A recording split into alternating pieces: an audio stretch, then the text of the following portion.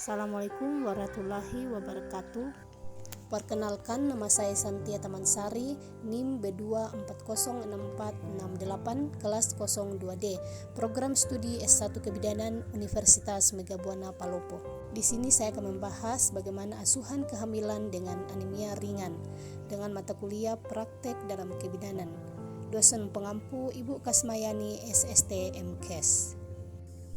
Menurut WHO 2011, anemia merupakan suatu kondisi tubuh di mana kadar hemoglobin atau Hb dalam darah lebih rendah dari normal.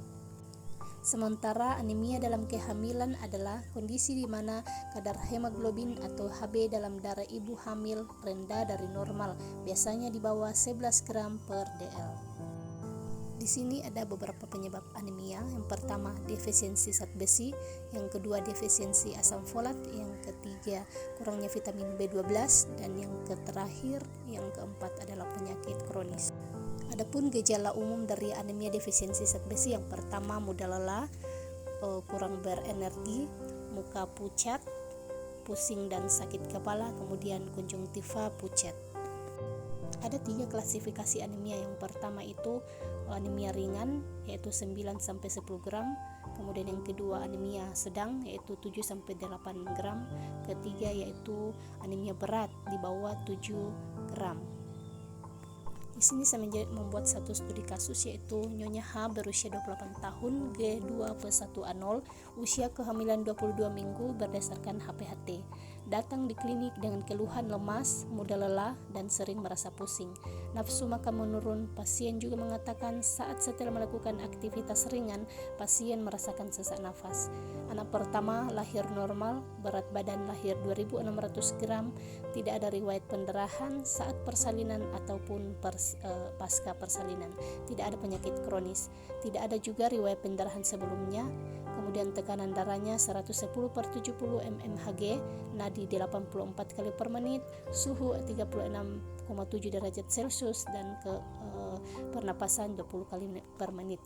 Hasil pemeriksaan konjungtiva anemis, tidak ada edema, fundus uterus sesuai usia kehamilan. Kemudian hasil dari pemeriksaan Hb yaitu 9,5 gram per dl. Asuhan yang diberikan kepada Nyonya H dengan anemia ringan, yang pertama yaitu kita melakukan pengkajian awal, yaitu riwayat kesehatan, tanyakan riwayat anemia sebelumnya, pola makannya, dan penyakit kronis. Kemudian melakukan pemeriksaan fisik, yaitu perhatikan tanda-tanda seperti pucat pada konjungtiva, kulit, atau kuku. Kemudian lakukan juga pemeriksaan laboratorium, yaitu lakukan pemeriksaan Hb dan juga pemeriksaan lainnya. Langkah yang kedua yaitu pemberian suplementasi, yaitu tablet zat besi. Berikan asupan zat besi sesuai dosis, biasanya 60-120 mg per hari. Berikan juga asam folat 400-800 per hari, terutama jika anemia disebabkan oleh defisiensi folat.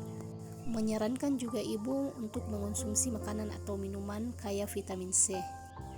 Lanjutkan pemberian obat jika anemia disebabkan oleh faktor lain seperti penyakit kronis, maka konsultasikan ke dokter spesialis. Langkah yang ketiga itu memberikan ibu pendidikan kesehatan. Sarankan ibu mengonsumsi makanan tinggi zat besi. Tekankan juga pentingnya kepatuhan konsumsi tablet zat besi dan risiko anemia bila tidak tertangani dengan cepat. Langkah keempat yaitu monitoring. Periksa kembali kadar Hb setelah 2-4 minggu suplementasi untuk memastikan respon pengobatan. Pantau kondisi janin, lakukan pemeriksaan USG dan pemantauan kesejahteraan janin karena anemia dapat mempengaruhi pertumbuhan janin. Kemudian siapkan rencana persalinan untuk meminimalkan risiko pendarahan postpartum. Langkah yang kelima yaitu persiapan persalinan. Pastikan ibu bersalin di fasilitas kesehatan dengan akses transfusi darah jika diperlukan. Langkah yang terakhir yaitu memberikan konseling pasca persalinan. Lanjutkan suplementasi zat besi selama 6-12 minggu setelah persalinan untuk mengisi cadangan zat besi tubuh. Sekian dan terima kasih.